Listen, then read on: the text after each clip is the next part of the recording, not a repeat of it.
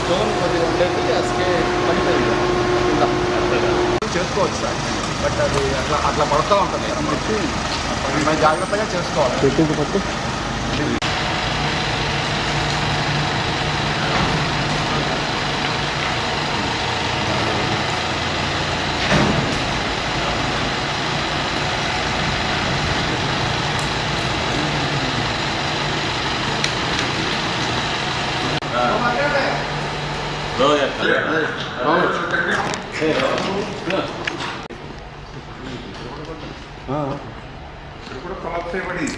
అవును, ఎప్పుడు పడిందంటే అది ఎప్పుడో ప్లాస్టిక్ పడింది సార్. కంప్లీట్ అయ్యేదాకా ప్రికాషన్స్ 100% పర్ఫెక్ట్గా తీసుకోవాలి. ఇప్పుడు మీదే బాధ్యత మేజర్.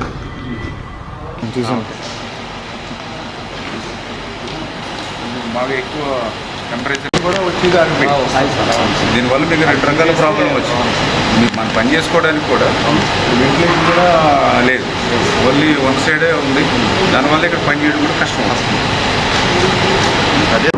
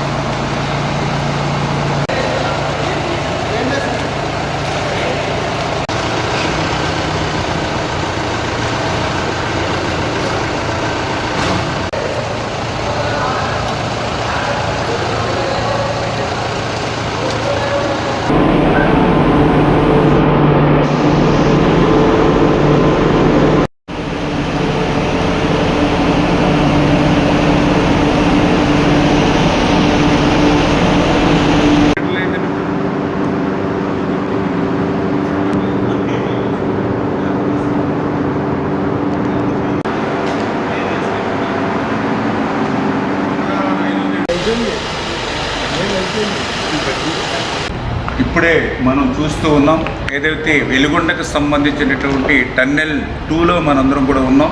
ఈ టన్నెల్ 2లో కూడా చాలా క్లిష్టమైనటువంటి వర్క్ ఇప్పుడే మనం నడుచుకుంటూ వస్తూ ఉంటే ఈ 30 మీటర్లోనే 3 చోట్ల కొలాప్స్ అయి కింద పడినటువంటి ఏదైతే రాక్స్ను కూడా మనం చూస్తూ ఉన్నాం.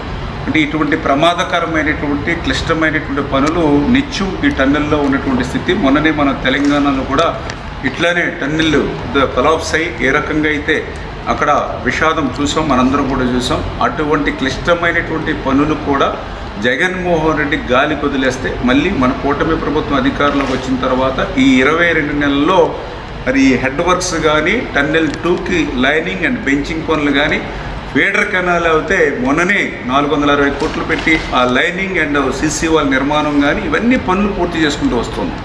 ఈ పనులన్నీ ఒక ఎత్తు. ఈ టన్నెల్ 2లో ఇప్పుడు మనం చూసేటువంటి చిక్కుబడిపోయినటువంటి ఈ టన్నెల్ బోరింగ్ మెషిన్ ఒక ఎత్తు. ఎందుకంటే ఇన్ని పనులు మనం పూర్తి చేసిన ఈ టన్నెల్ బోరింగ్ మెషిన్ కనుక మనం తీయకపోతే ఒక చుక్క నీరు కూడా మరి ముందుకెళ్ళేటువంటి పరిస్థితి లేదు. ఎందుకంటే ఇప్పుడే మనం చూస్తూ ఉన్నాం ఈ యొక్క 19 కిలోమీటర్ల ఈ టన్నెల్ 2లో ఇది 11.8వ కిలోమీటర్ దగ్గర ఈ టన్నెల్ బోరింగ్ మెషిన్ చిక్కుకుని ఉంది. ఈ టన్నెల్ బోరింగ్ మెషిన్ ఇప్పుడే మీరు చూస్తూ ఉన్నారు. ఏదైతే మరి 175 మీటర్ల పొడవు ఉంది, ఏదో ఒక 10 మీటర్ల 5 మీటర్లు కాదు, 175 మీటర్ల లెంగ్త్ పొడవు ఉంది ఆ చివరి వరకు. ఈ 175 మీటర్ల పొడవు ఉన్నటువంటి ఈ టీబీఎం వ్యాసం మీరు చూస్తే ఇది మొత్తం 9.8 మీటర్ వ్యాసం.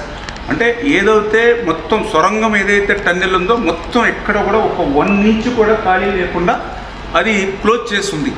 అంచేత ఈ టన్నెల్ బోరింగ్ మెషిన్ని మనం వెలికి తీస్తేనే మనం ఈ యొక్క వెలుగొండ నుంచి నీరు ముందుకు తీసుకెళ్తాం. కానీ జగన్మోహన్ రెడ్డి 5 సంవత్సరాల పాలనలో ఈ టన్నెల్ బోరింగ్ మిషన్ ఇట్లా చిక్కుబడిపోయి ఉంటే దీన్ని వెలికి తీయడానికి వీలు లేకుండా హైకోర్టు స్టే ఆర్డర్ దీని మీద ఇచ్చి ఉంటే కనీసం చిన్న ప్రయత్నం కూడా చేయకుండా మరి ఆ రోజు వెలుగొండ పూర్తయిపోయిందని ఇన్ని క్లిష్టమైనటువంటి పనుల్ని దగ్గర 3,000 కోట్ల రూపాయల విలువైన పనులు ఇంకా మిగిలి ఉండగానే ఆయన మరి జాతికి అంకితం అని చెప్పి ఈ యొక్క జిల్లాని కానీ ఇక్కడ రైతులు కానీ ఎంత మోసం ఎంత దగా చేశాడో ఈవేళ ఈ టన్నెల్ బోరింగ్ మిషన్ ఇక్కడ చిక్కుకున్నటువంటి విషయాన్ని చూస్తేనే మనందరికీ కూడా స్పష్టంగా అర్థమవుతున్నటువంటి పరిస్థితి. కానీ ఈరోజు ఈ కూటమి ప్రభుత్వం వచ్చిన తర్వాత ఈ 22 నెలల్లో ఈ యొక్క 1,000 కోట్ల రూపాయల పనులు ముందుకు తీసుకెళ్లడమే కాదు 5 సంవత్సరాల్లో పరిష్కారం కానిటువంటి ఈ టన్నెల్ బోరింగ్ మిషన్ను ఏదైతే హైకోర్టులో స్టే ఉందో చంద్రబాబు నాయుడు గారు సైతం ఆయన అడ్వకేట్ జనరల్ గారితో మాట్లాడి అడ్వకేట్ జనరల్ గారు కూడా స్వయంగా అటెండ్ అయ్యి మరి నిన్ననే ఈ టన్నెల్ బోరింగ్ మిషన్ మీద ఉన్నటువంటి స్టే ఆర్డర్ని వేకౌట్ చేయడం జరిగింది. దానివల్లే ఇప్పుడు ఈ టన్నెల్ బోరింగ్ మిషన్ని ఇప్పుడు వెలికి తీయడానికి మనకు మార్గం దొరికింది.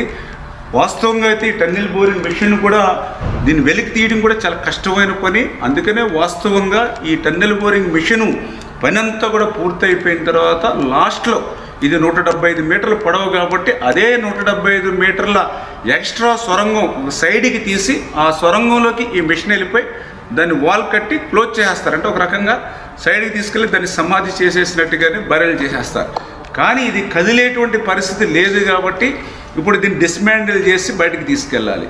ఇది డిస్మాండిల్ చేయాలన్నా కూడా క్లిష్టంగా ఉంది కాబట్టి ఇప్పుడే మా ఏజెన్సీ అదేవిధంగా అధికారులతోటి దీన్ని మ్యానుఫ్యాక్చరింగ్ ఎవరైతే ఉంటారో వాళ్ళతో కూడా సంప్రదింపులు జరిపి మ్యాక్సిమం ఎంతో తొందరగా, ఎందుకంటే కనీసం 4 నెలలు పడుతుంది అన్నారు, ఒక 2-3 నెలల్లో అయినా సరే మన సీజన్కి నీళ్ళు ఇచ్చే సమయానికి ఇది డిస్మాండిల్ చేసేటువంటి విధంగా ఒక షెడ్యూల్ని రూపొందించుకోమని చెప్పడం జరిగింది. అందుకే ఇప్పుడు ఈవేళ అర్ధరాత్రి అయినా సరే మేము ఈవేళ టన్నెల్లో ఉండి ప్రతి పనిని కూడా సూక్ష్మంగా పరిశీలిస్తూ క్షేత్రస్థాయిలో పరిశీలిస్తూ ఈరోజు ఈ టన్నెల్ బోరింగ్ మిషన్ దగ్గరికి వచ్చి ఇక్కడ వాస్తవమైనటువంటి స్థితిని కూడా మరి ఈవేళ మేమందరం కూడా ఐడెంటిఫై చేసుకుని దాని ప్రకారం షెడ్యూల్ రూపొందించుకుంటూ